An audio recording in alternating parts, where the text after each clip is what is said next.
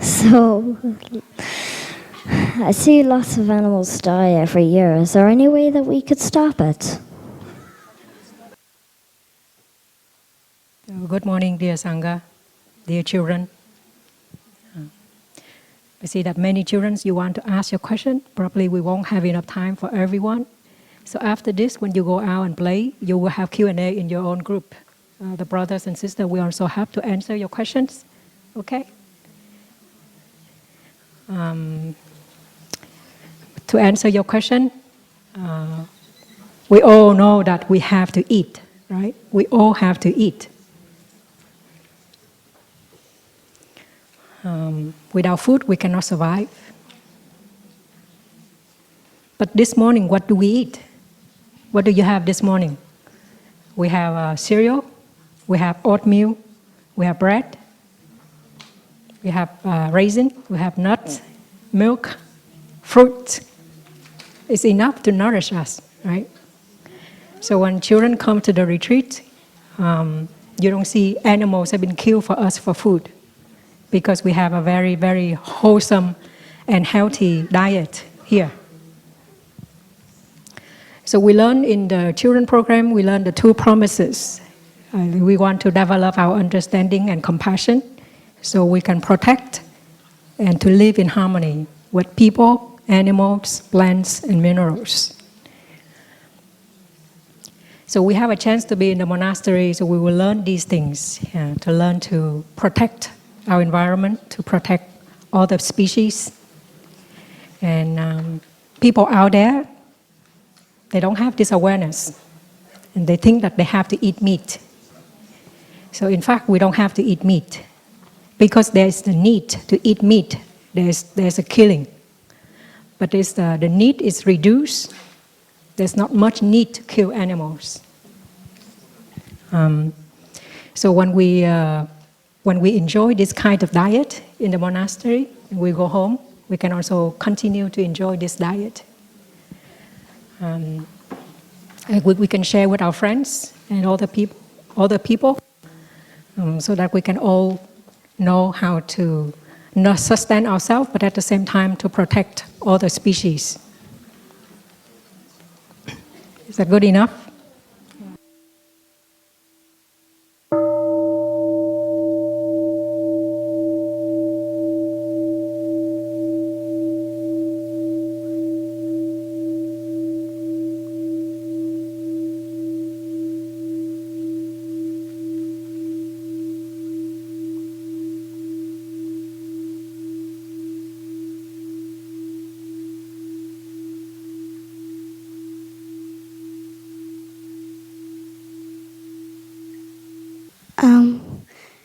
Well, I feel quite, it hurts me to know that in many places in the world, people are dying, and animals too, of food and hunger, and are separated from their families. Is there any way we can help them be nourished as we are, and us thought as animals as well because of what we are?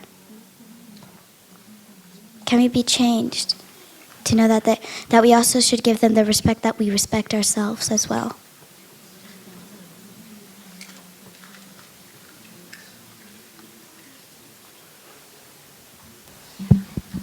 I'm going to try to repeat the question. You tell me if I got it all right, okay? So you see that there is a lot of... It hurts you to see there's a lot of people and a lot of animals also in the world that don't have enough food, and they're being also separated from the one that they love. Is that right? And then you wonder if there's anything that can be done to feed them, and also to give them the respect that we have for ourselves. Is that correct? Yeah, and to be fed the way that we are fed here. Yeah. So, dear friend, dear Thai, dear Sangha, I think this is a very good question. It's a question that all of us should ask to ourselves, at least once a day. And maybe the answer will not be the same from one day to another. Maybe it will change a little bit. But it's very important to ask ourselves this question. And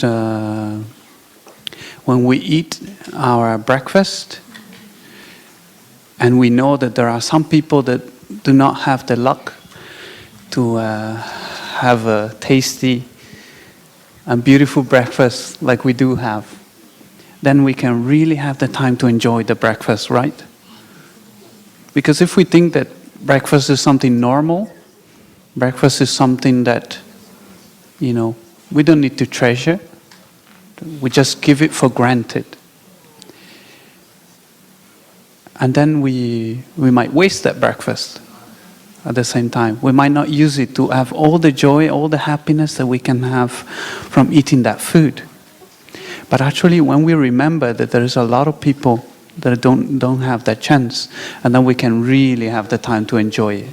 We can really put all of our mindfulness, all of our attention into eating and chewing our breakfast. And that can bring us of happiness. And the secret is that when we are happy and when we are joyful, then we are also capable to do something to help somebody else.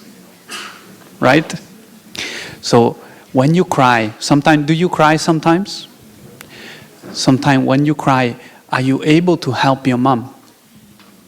No, I think when we cry, your mom comes and helps you, right? She will come and give you a hug. And I think this is the same. If you are happy, if you have a lot of space, and then you see somebody who cries, and you can go and give them a hug. So it's very important that you live your life in such a way that you get a lot of happiness, a lot of joy. So you have a lot of friends, you love your parents, you don't miss a chance to give them a hug. And if you can do that, then you see somebody that is more sad than you are, that has a little bit more suffering, then maybe it's not as lucky as you are. And then you will have a lot of joy and happiness in helping that person, because it's just what you want to do. Right? Is that good enough? So maybe now when you go out today, when you see your parents, you can go and you can give them a hug. Because maybe some people are not so lucky as to have their parents there so that you can give them a hug. So you can go and you can hug your mom, you can hug your daddy, and you can tell them that you love them. And that will be a chance for you to have a lot of happiness, so that you can share the happiness with the people that are not so lucky. Good enough? Thank you.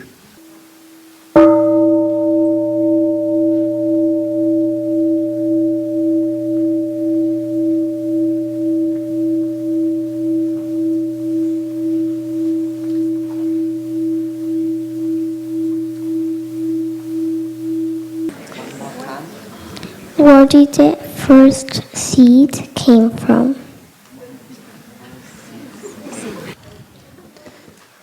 This question has been asked for many, many years and still is very alive.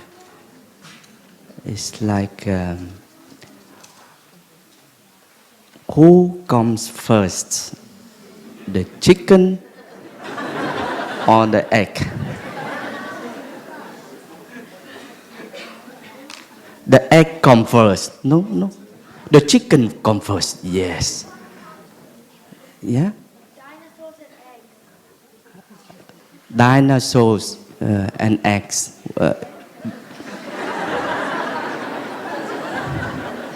So instead of chicken, dinosaur. Who comes first? The dinosaur or the egg of the dinosaur? Something like that. Yeah?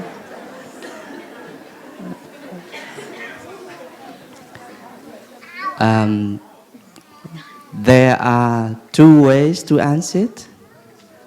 You can ask the question, who comes first? My parents or myself? Of course, my parents come first, right? Yeah, my parents come first, yes. My grandparents come first, and then me. That is one way to answer, to see it. Yeah? That is the linear way. Yeah? One line. But there is another way to see it. That is in a circle way. You see the circle? Everyone see the circle? Is there a beginning of the circle? Where is the beginning of the circle? We cannot find the beginning of the circle. Where is the end of the circle? No. And that is the other way our parents and us, like the two sides of the hand. This side and this side. And the two sides cannot be separate from each other. They are there at the same time. You see? They are there at the same time. So, the egg and the chicken, they are there at the same time. They, what we call in Plum village term is, they inter-are. Difficult term. Later you understand more.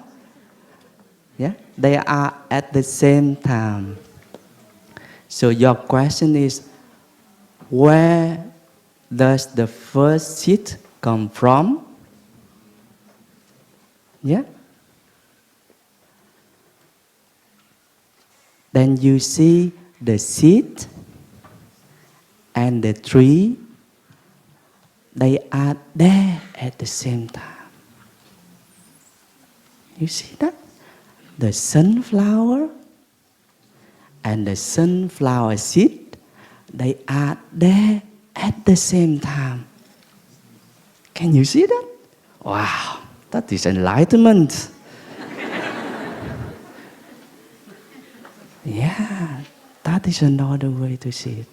Thank you for your question. All of us can profit. You smile. Wow. Thank you.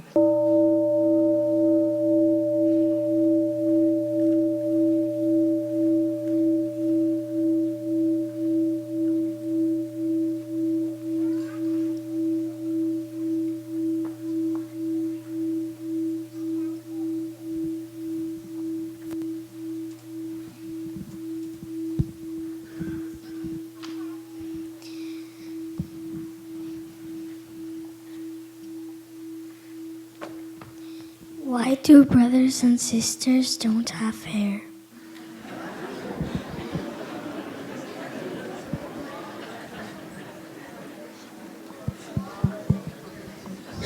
So the question is, why do the brothers and sisters don't have hair, right?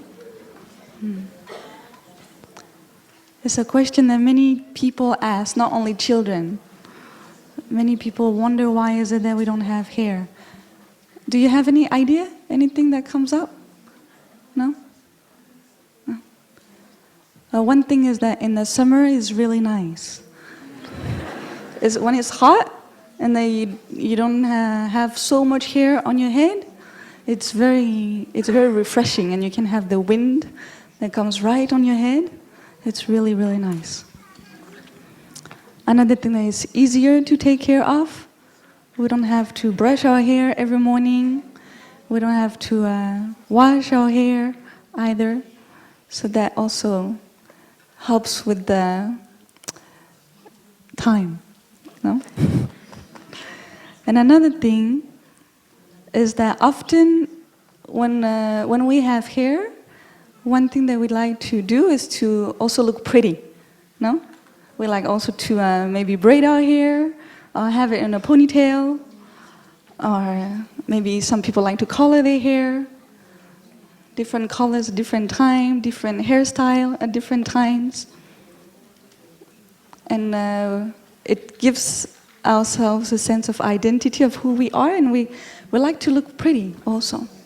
So I think as brothers and sisters, we also want to look beautiful, but we want to try to look for that beauty more from the inside. That's why we don't try to have pretty clothes. Some people say that we have potato bags, that we wear potato bags. So we don't try to have nice dresses or nice costumes for the men. And we have a very simple clothing, right? And the hair is kind of the same. Is to remember that, yeah, there is the appearance, and it's very nice to be able to look pretty from the outside, but that just as important is to be able to find that shining, there's something that shines inside of you, and that it's also from the inside, not necessarily from the outside too much. Yeah? So that when you give a smile, whether you have hair or no hair, you look so beautiful. When your eyes are so happy and twinkling, hair or no hair, it doesn't matter what you wear, you look beautiful. So it's to remember that, and to remind ourselves and remind other people that this is something very important to look for. So that when you look at other people, whether they have hair or no hair, whether they have beautiful clothes or no beautiful clothes, we try to remember, what is it that I'm looking for in that person? Can I see the beauty in that person too? Without looking at only the way she has her hair or the way she dresses. Yeah? Thank you.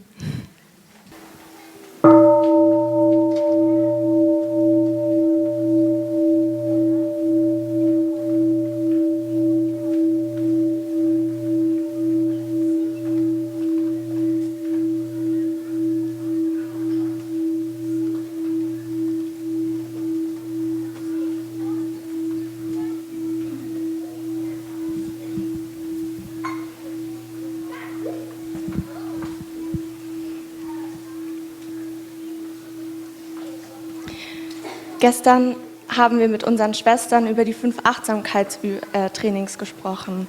Und wir kamen auf das Thema Leben wollen oder nicht leben wollen. Yesterday we talked about the 5 mindfulness trainings, and we came to talk about the topic of the will to live or the wish not to live. Und ich erzählte dann eine Geschichte von mir selber, dass der Sinn in meinem Leben bis vor ein paar Monaten von einer einzigen Person abhängig war. And then I told my story that in the last weeks, in the last months, I felt that my sense to live was depended on a person. Und nun ist diese Person aber nicht mehr Teil meines Lebens.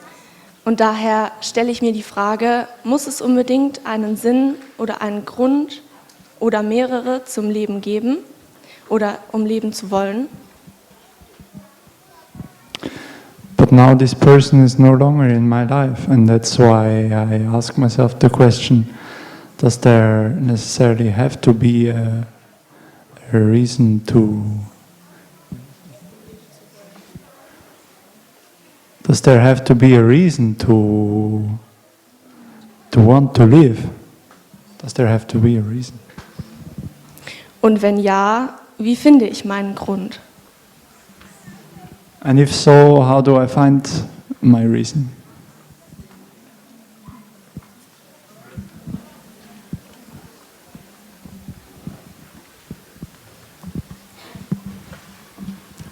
So the question is, when you were talking about the 5 mindfulness trainings yesterday, and the question came about the wish to live and the wish not to live. And for yourself, you shared about your experience of having found your wish to live in the relationship with a particular person, And then now that that person is not in your life anymore, you wonder, do I have to have a wish to live? Is this, and if that wish to live should be there, where should I find it? That will to live, is it? Yeah.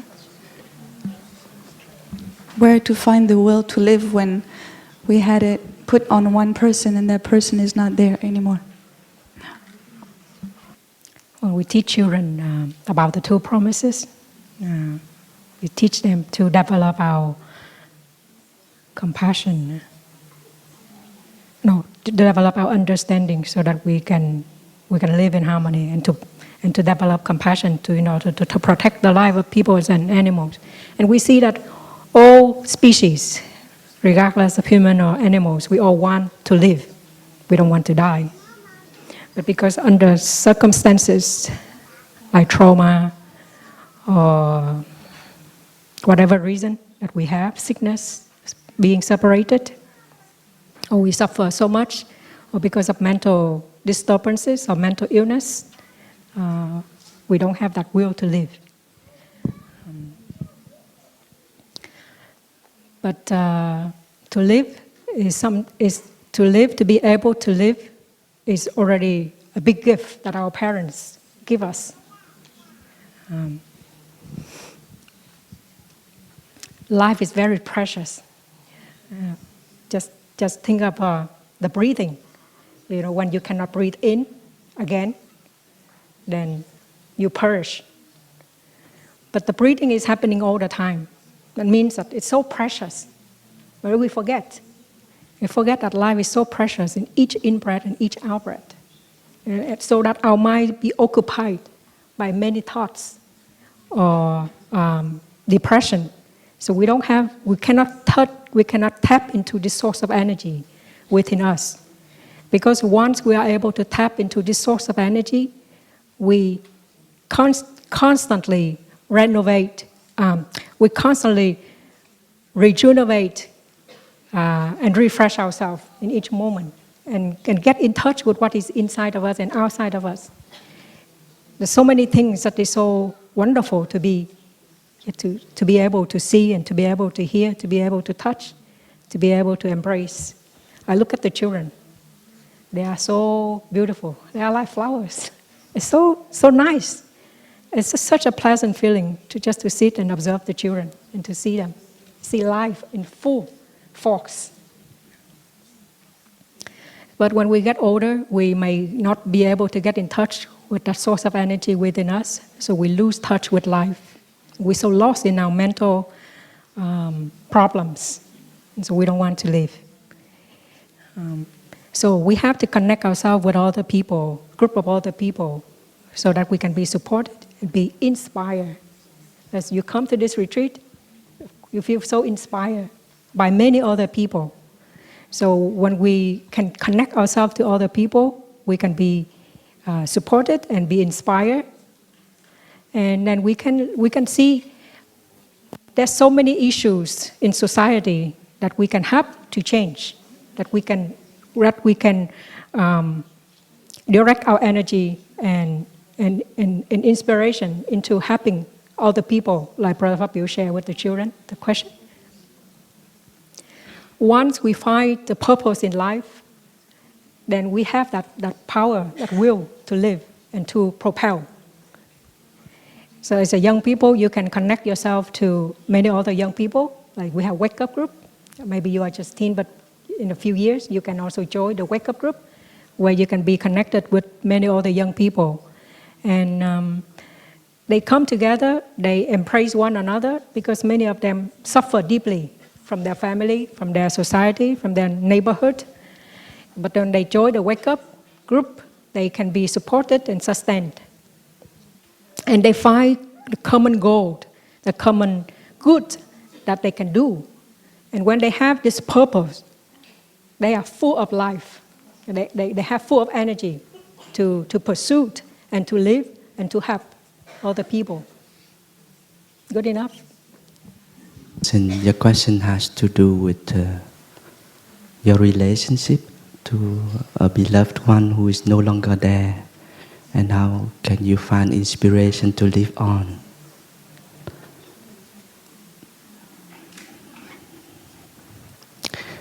when we look at Plum Village situation, many of us, all of us, love Thai so much, our teacher.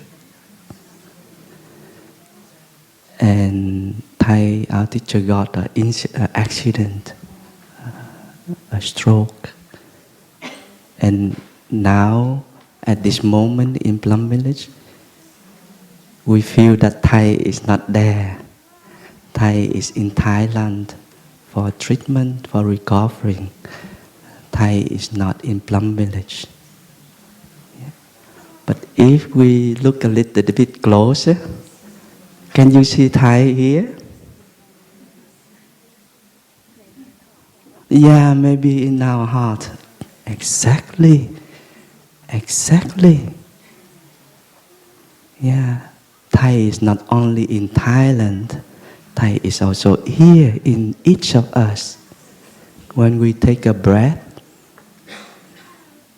in and out, and Thai is breathing with us, with all of us. And we live for Thai. We breathe with Thai. And we have that motivation. We have that insight that Thai is not separate from us. Thai cannot die. Our beloved one, so-called died, but they are always alive. If we remember them, that's the key. If we are mindful, we remember them. They are always there with us and supporting us. From that insight of interbeing between us and our beloved one, we get the strength to live for,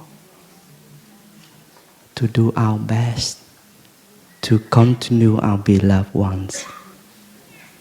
Yeah? And our beloved one is very grateful that we are doing that for them. They would like to live in us as well. Yeah. And that is the reason, that is the motivation. It comes from inside, it comes from reality of togetherness. Yeah? And like Sister Nghiem said, we make use of our collective energy with our friends, with our community, to do it. When we forget to remember our beloved ones, then we see, oh, someone is walking, is breathing mindfully, being present, then we come back and do the same.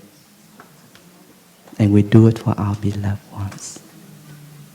Yeah? Thank you. Thank you for your... So, dear sisters and dear brothers, how can I stop comparing myself to others, stop my inner judge, and start to love myself?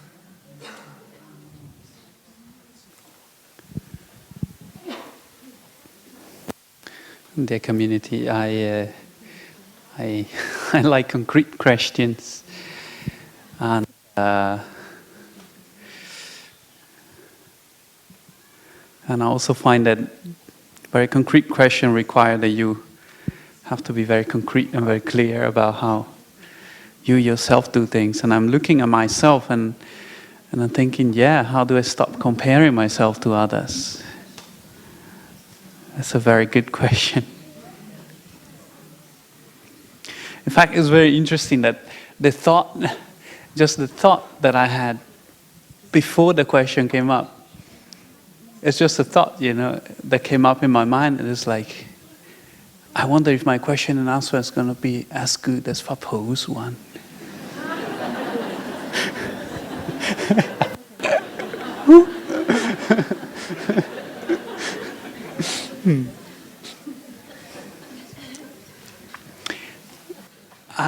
I believe that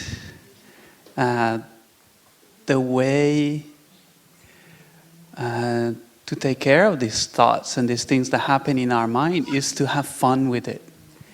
it's just another part of ourselves, and it's totally fine. It's a voice, okay, it's there, it's saying something, it's communicating something, but I don't need to buy it. You know, when you look at an advertisement, you look at TV, there's a lot of advertisements, right? But you don't need to buy everything that they tell you. You know, if you were to buy everything that every advertisement is proposing you to buy, then you end up with a lot of junk in your house, right? And I think in our minds also function a lot like that.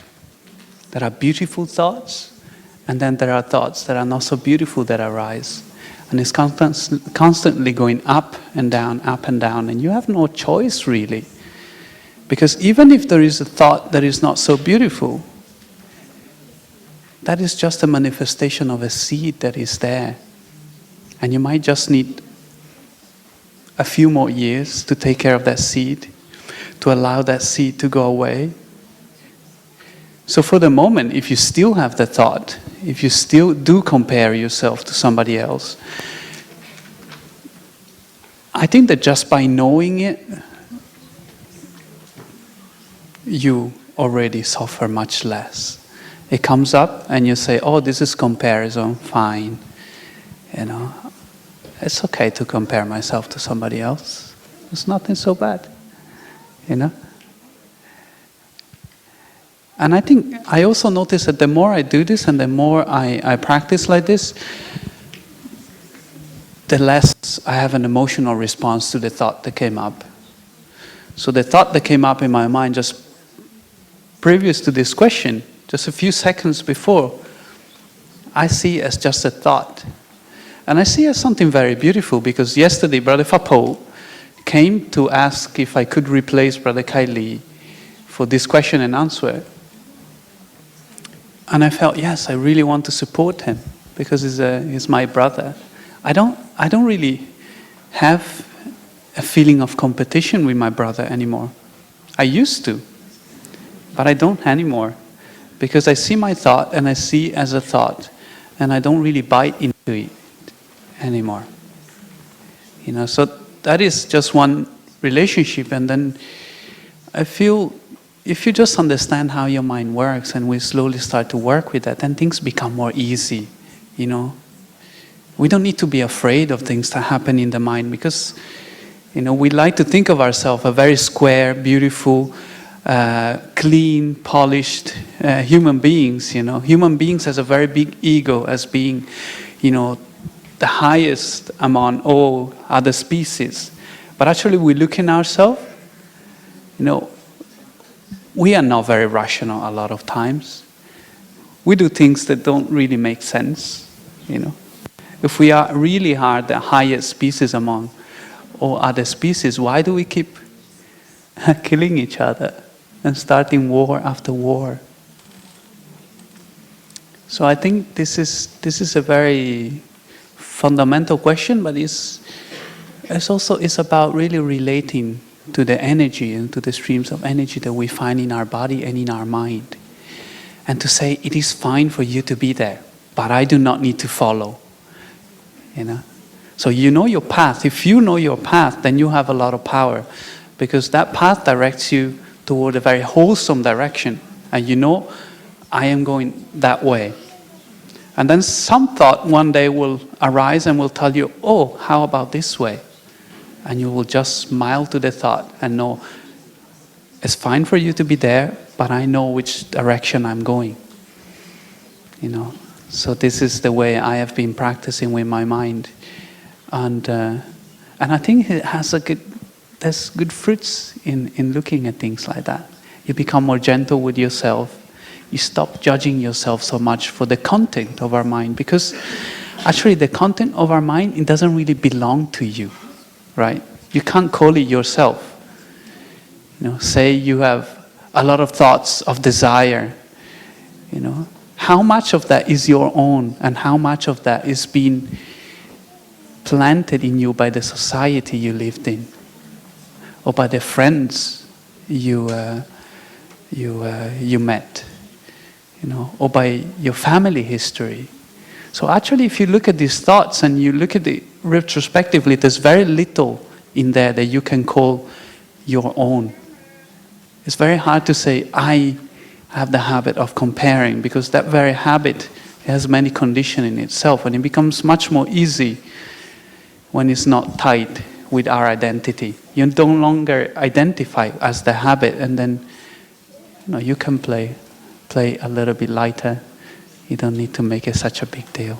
I hope it's clear enough, but this is just the experience I have. So thank you for the question.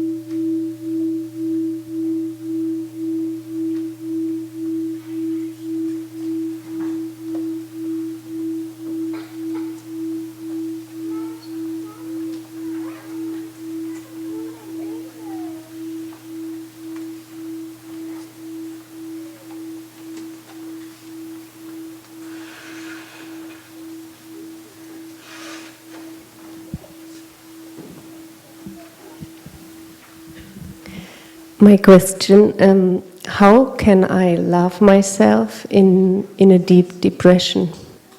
Or how can I begin to love myself in a deep depression? Nitai, dear Sangha. Thank you for the question. I found that that love is just love, no matter what the object is, whether it's me or whether it's somebody else outside of me, or whether it's a tree or a child or my siblings or something beautiful or a monument or a street that I like. That the feeling of love is just the feeling of love. And that sometimes when it's difficult to touch it for myself, then I like to put myself in an environment that is loving, just so that the feeling of love can kind of like impregnate me, and touch that seed of love. Because maybe at that moment my own capacity to touch love is not very strong, and my capacity to be really harsh on myself or to have dark thoughts about myself is a lot stronger. That seed is manifesting a lot more. So to put myself in an environment that will do this really strong watering of the seed of love. Sometimes with people, being around people. I know that we often say that we have to love ourselves in order to love other people. I also find that when other people love me, it's a lot easier to love myself. So it goes both ways, I feel. So when I can touch the love that other people have for me, it also helps me to remember that I am lovable. If other people can do it, is also that they find something that is lovable inside of me. Either they're with people, but also sometimes just going... for me, I really enjoy the forest or somewhere in nature with because the energy of inclusiveness and just of very strong life without discrimination is very strong in nature. And I found that love is just loving, that nature is just loving. That if I'm with a tree, fully with a tree, then I receive that energy of life and of love from the tree. And that to connect to that, to take myself out of my mind, because at that moment my mind is just going, in and around and that is difficult to get out of that. So I see that going out in nature is and to do something. I know that hugging a tree or a person, to have something physical that helps me to come back to my body, or to lie down on the grass, or to feel the moss, or to put my feet in the sand or in the water, to go swimming, to have a physical sensation, to bring me back to my body is very helpful. It's very helpful to feed that seed of love inside of me. So to have that, if it's difficult sometimes to have it from the inside, so to nourish myself from things from the outside. And that is when I have difficulty touching it. But also to remember that there are times that it's not that difficult to touch. And I can a little bit. I'm not always in deep depression. I'm not always in dark thoughts. So to also make use of these times to nourish that seed of love for myself. Maybe that seed of depression or that seed of darkness and dark thoughts for myself will come up, but not as strong. For me, I have a practice that I call the freedom words. It's very easy to say words that are not very kind to ourselves, whether we say them out loud or whether we say them in our head. So when I catch myself saying something like that or thinking something like that about myself, I use the freedom words. It's like, because those words aren't free. Those words are like putting me in a box, in a dark place inside. So what can I say instead? To say something that is kind and that I can be free from that word of, whether it's like calling myself stupid or whatever else it could be that is pushing myself down. So to use these time when it's not too bad, that I can still see the little seeds are coming up and I can catch them easier and then transform them then. And also when I'm actually doing well, to water the seeds of love even more. If I know that it's something that is difficult, that maybe every time before I'll go to bed, I think of the day and I think of 3 things that I'm grateful for myself. And this is when it's not into too deep depression, because maybe if I'm in deep depression, it's going to be too difficult at that time. I can't think of anything positive. So to also use the time where it's better, when I'm not too deep, that I can make a point to really nourish it and to look at it, to look at myself and to see, okay, today, that moment, I really enjoyed the way I was with that person. I was really being able to be with her and to really listen to her. Or maybe this moment, I really was able to enjoy myself being alone and being totally fine with it. Or anything in the day that I can think of that I made myself happy, and that I'm grateful for. Thank you. There's a sign going on that says slow down. The translator cannot follow. Sorry, translators. Thank you.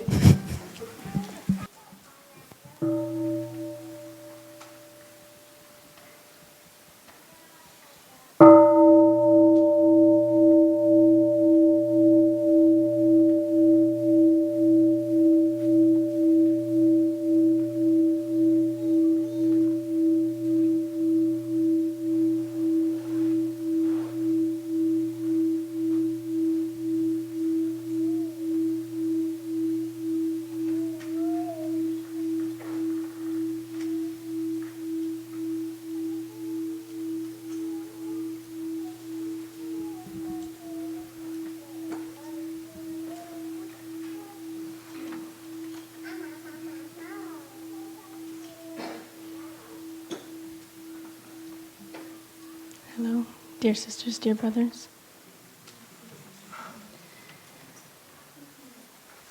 I'm wondering,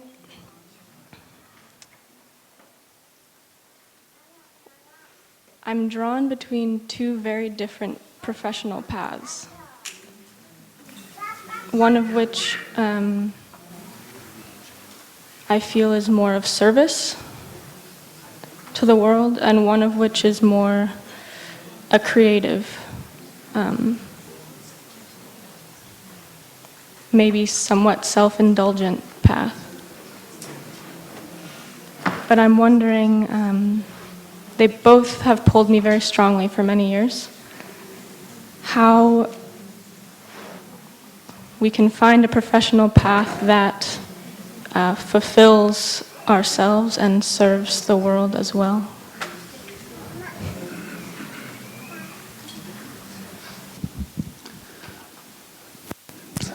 So, dear friend, I think that to help the world, to help the situation, you need a lot of creativity.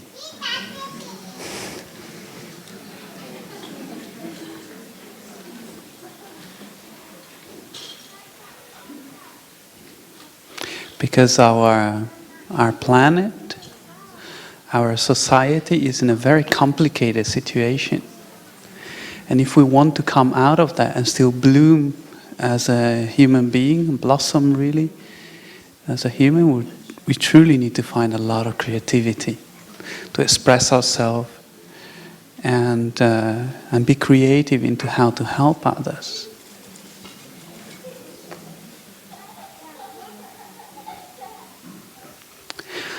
And I also believe that if your heart has both of these things, being creative and wanting to help, you need to find a path that reconciles both of them. And you might need to be creative to find a path like that, because it might not be offered to you very easily by society. I had to go 1,000 kilometers from my home to find a path that suits me. And maybe you have to go double that far to find it. But it's very important, because if you do not find it, can you be happy? Can you be happy just doing what half of your heart asks you to do? I think we have a whole heart. As human beings, we all do have one, and so it's important that we listen to it. And then we take care of it as a whole. So you don't really need to choose. I don't think that you need to choose. But you might have to find a more complex solution, or a solution that is more creative, really. So creativity is not just playing music, or drawing, or doing arts, or dancing, or whatever thing that you like to do. Creativity is also living a beautiful life. You need a lot of creativity to live a life properly. Because it's not easy.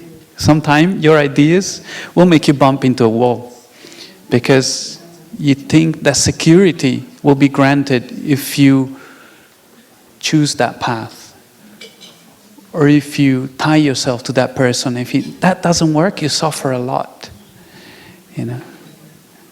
And we suffer not because that path doesn't work, or because our relationship with that person doesn't work out, but we suffer because we cannot see anything beyond that. We're not creative enough to reinvent ourselves, day in, day out.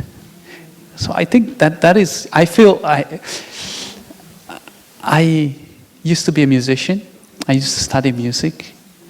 And honestly, I never felt as creative as a musician than I am now as a monk. Because I wake up in the morning, I need to be very creative if I want to start the day properly. Because if I don't, I will start planning immediately. What's my schedule going to be? I'm going to go and give a question and answer, and then I have to eat lunch, and then I have to go and guide the Dharma sharing, and like that for a whole year. It sounds very heavy. It doesn't sound very light and pleasant. And so when I wake up, I need to find a way to enjoy my day, starting from the very moment I open my eyes. And so I will make a cup of tea. And I will try to avoid thinking about what I'm going to do during the day. And I try to include things that come to me in life, and not choosing.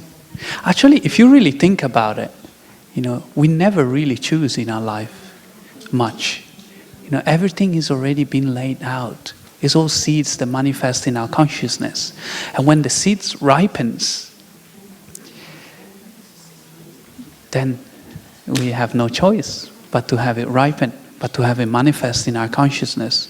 You know, in Buddhism, we think about free will in a very interesting way. Free will is not something I decide to do in this moment. I want to have a cup of tea and I have that cup of tea. That is... Sorry. You see, I can't choose by speaking that fast. So free will is not a momentary choice, but free will lies into what seed am I planting for my future. So if you are planting a seed of corn in the present moment, then you're choosing to have a plant of corn next month. Okay? So it's nourishing our life in that way. So I think when I have a big choice in my life, I like to try not to think too much about it because it doesn't help. You know. One time I was suffering a bit, and I got stuck with this mindset for quite a long time. You know, I'm always choosing: shall I go to Dharma sharing or shall I not go? Shall I go to the Bhikshu meeting or shall I not go? And actually, if I don't go, I feel guilty. If I do go, I feel I shouldn't have gone. So much suffering, so many problems. So the choice wasn't really the problem, right? It was my mindset. It was the seed that was manifesting in my consciousness that brought the same outcome, no matter what I chose. I had the same, exactly mental experience of what I was choosing. So I hope this can give you some inspiration to be more creative with your life. Sometimes society is not creative. Society will tell you, you either do this or that. And then you're a woman, you have to have children, you have to make a family. You have a path laid out for you. Or you're an artist, you need to do this, and that. You know. And sometimes you need to think outside of the box. Do I really need to do that? Is that really, something I must do? I don't know.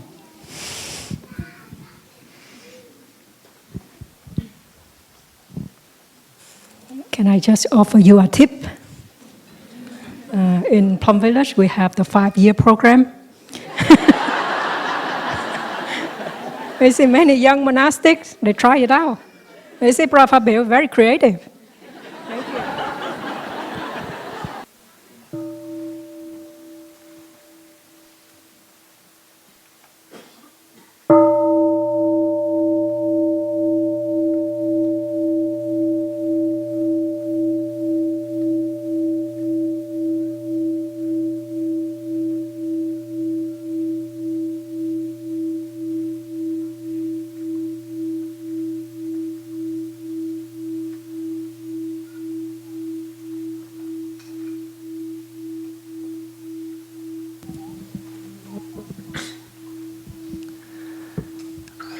Dear Thai, dear Sangha, I feel very grateful to have spent time here in Plum Village where I feel I've been able to realize many insights. And one of the things that I've been thinking about lately that I am hoping to ask for some perspective to resolve is that in Buddhism, I see that there's a lot of emphasis on love and compassion and acceptance. And I think that I even see that in having love and compassion and acceptance for the world and the way it is, and realizing that the suffering of the world is part of the beauty of the world. And that, in a sense, in every moment, the world is perfect in its imperfection. There's a lot of peace in realizing that it's beautiful. I have a lot of compassion for all of it, and I also accept the world as it is. What I'm wondering, though, is how do we reconcile that love, that compassion, and that acceptance with our aspirations, both for ourselves, for the people around us, and for the world? Because it seems to me that to truly love, to truly accept the world, is almost to not need to change it. And yet, so many of us, especially I think the young among us, feel this desire to make the world a better place, to reduce the suffering, to increase the happiness. And I wonder if there's a contradiction in that, and I wonder what Buddhism has to say about that sort of paradox. What can we do?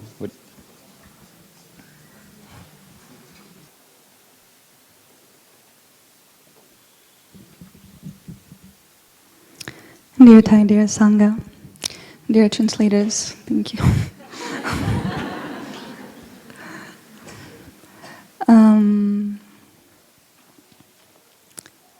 I personally don't see any contradiction. I think because I don't see that, and this is not Buddhism speaking, it's me speaking. I don't see that accepting, it doesn't mean turning a blind eye. No? Accepting doesn't mean that I agree and I support and I let what I see continuing. If I see and I recognize something in myself that is making myself suffer, I practice to accept it as being part of myself, and of seeing that being with it will help me to transform it, and to transform it in something beautiful. No? So the acceptance is not to accept what it is and to let it that way necessarily, and to continue feeding it. But accepting it for me is also saying that it's not running away from it anymore. No? And that is very different. That is very different. It's not an accepting of like, oh, it's okay, suffering is in the world. The Buddha said it's the first noble truth, it's all right, there's nothing to do about it. I don't think this is what the Buddha said then when he said it was the first noble truth. There's the three other ones that are going after that one.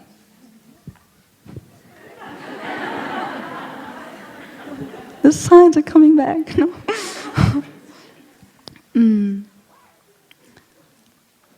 Yeah, there's the path that also goes out of suffering. That is part of the noble truth also. No? And the accepting part is helping me to transform it. Because as long as I don't accept something that is difficult, whether it's inside of me, in my dad, in my society, in the world, it's very difficult to transform it.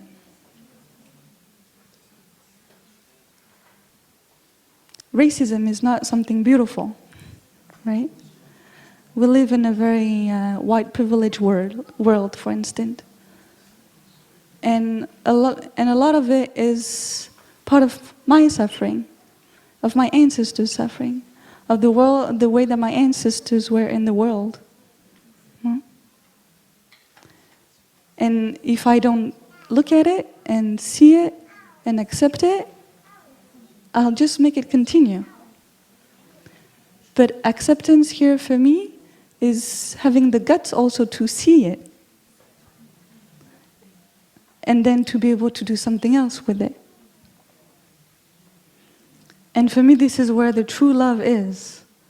This is where the true understanding is. Is that capacity to see, to not run away, to embrace what's difficult, and to understand where it's coming from. And once I can see where it's coming from, then I can choose to do something else, to act in a different way, to say something different, but it's based on that acceptance and not running away. So it's that difference of accepting things as they are. I think it's not quite, if there's not that transformation that goes with the acceptance, it's not quite accepting it. It's a superficial acceptance. It's seeing from the outside, but it's not going and truly touching the suffering. Because once you really touch the suffering and then you really accept it and have it, see it from inside, what is it inside of me? What is the suffering inside of me? And be able to be with it. There's naturally, it has to be something else. Something else will come up and that understanding come and action will come with it. Yeah. That love is always with action. No. There's a beautiful, we have a great being that is with us, Sister Nghiem. And I don't know if you have read her book, Learning True Love. I recommend that book. Yeah, of seeing, accepting, and acting upon something. Yeah. Thank you.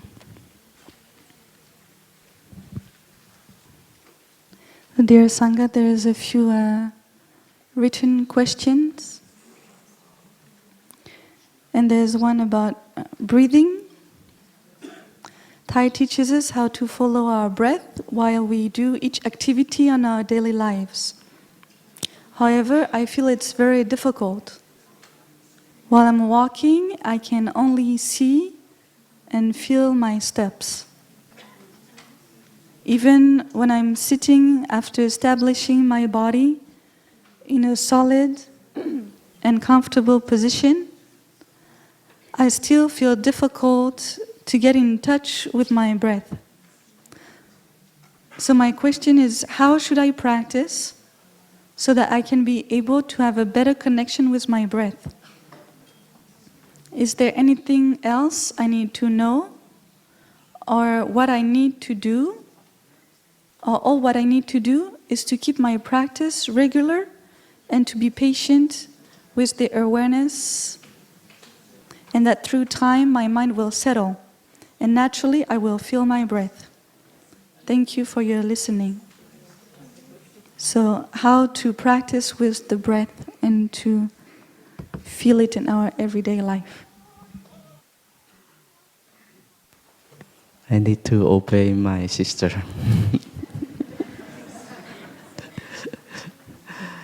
Dear respected Thai, dear community, having listened to the question of our friend, I feel related to, and I also feel that he or she has the awareness of the process of practicing mindful breathing in daily life. And as I said, it is a process. It's a growing, it's a living organism. Our practicing of mindfulness need to go also along with the insight. Yeah.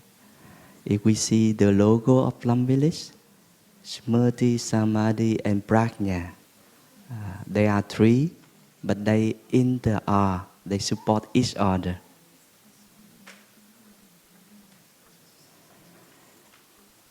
And mindfulness needs to go along with insight, and also the insight support mindfulness.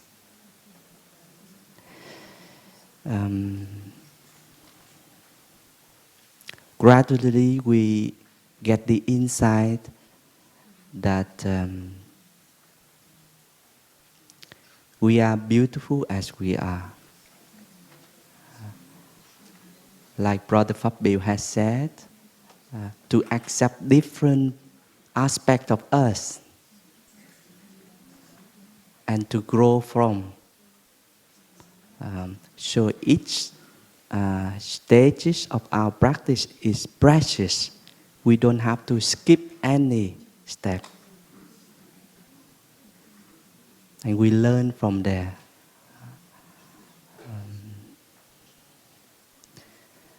And also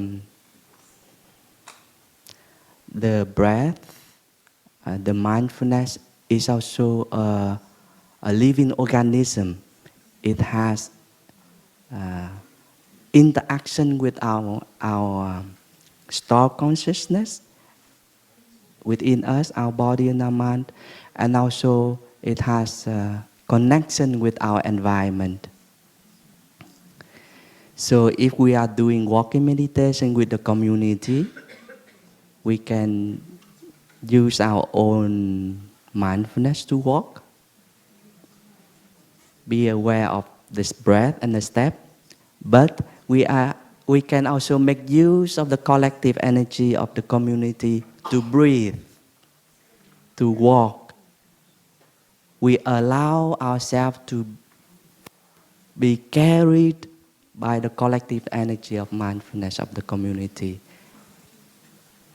And that makes it easier.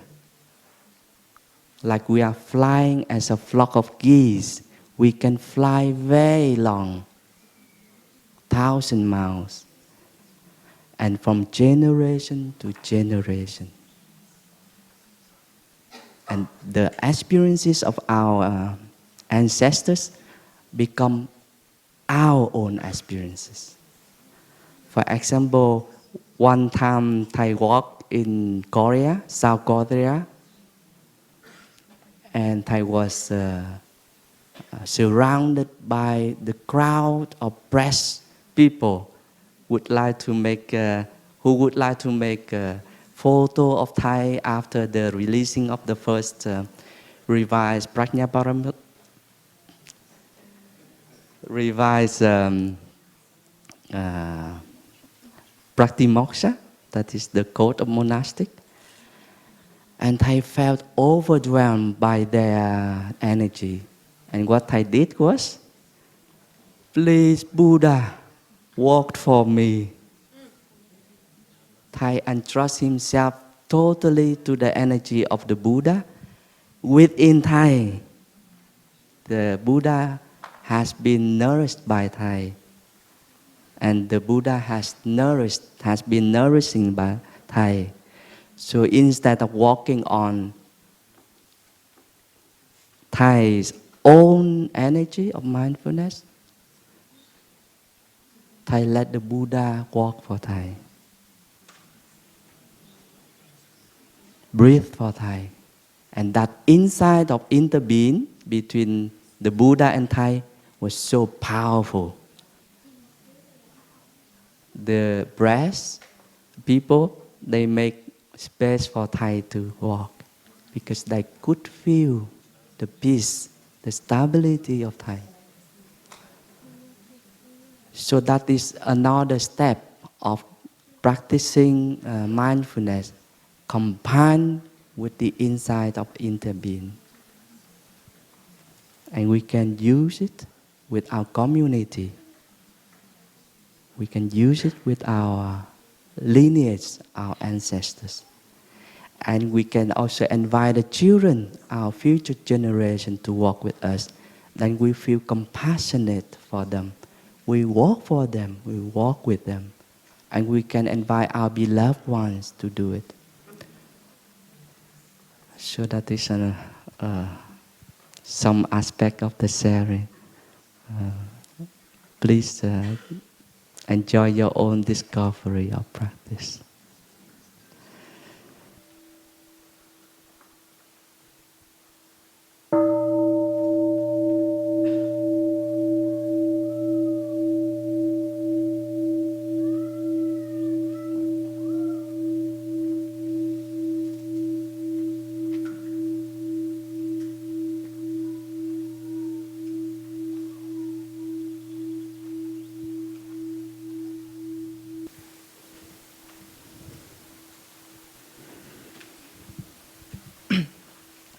Dear Thai, dear Sangha,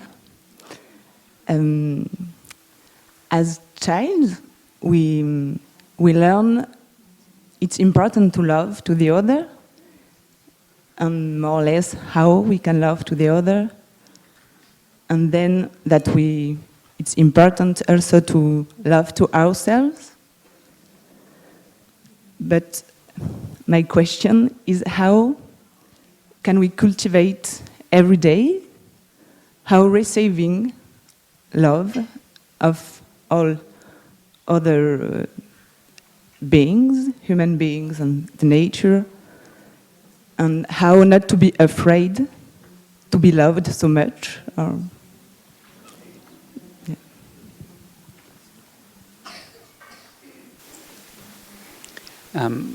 Before answering, I would like to understand a little bit better your question. I haven't understood so well. So if I'm just reformulate it, is it we are taught as a children how to love, more or less, but as we grow to be adults, sometimes we kind of lose the capacity a little bit, and so how can we keep finding love in our daily life? And there is something about being afraid of receiving too much love.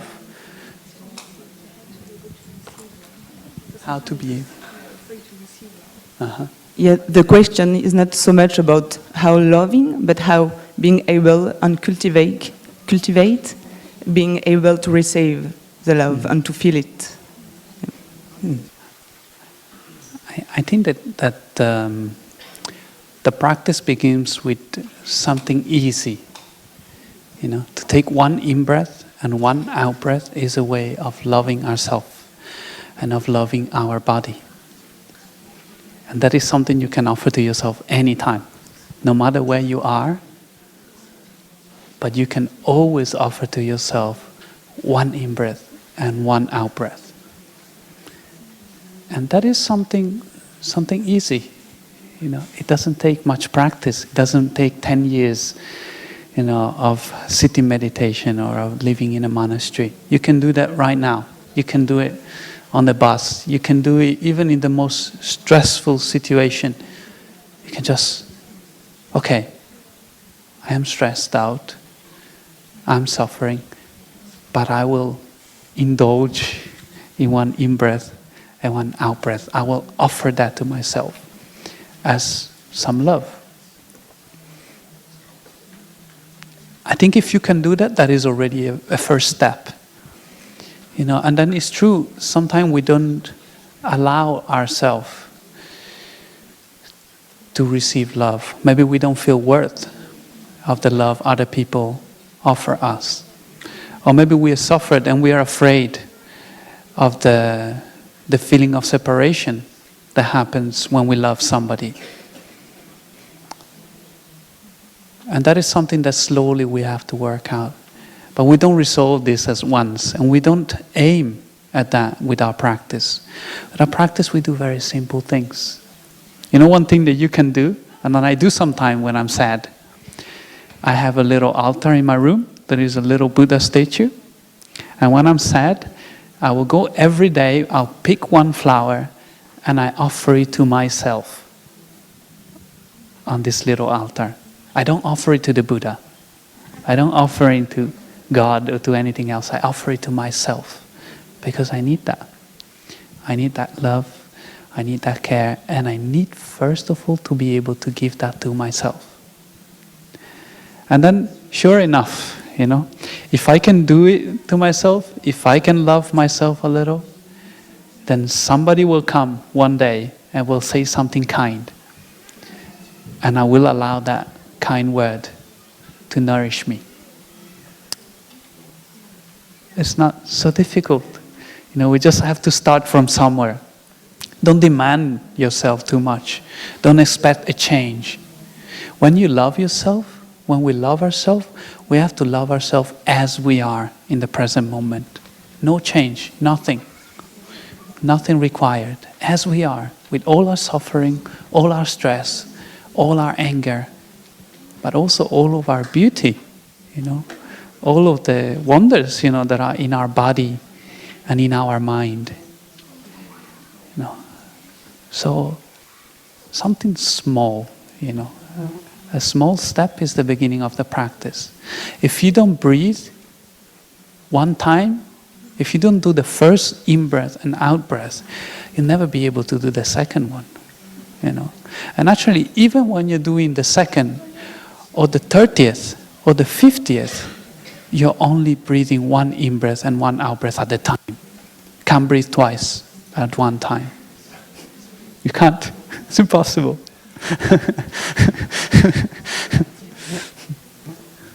I hope it's clear enough, and good luck.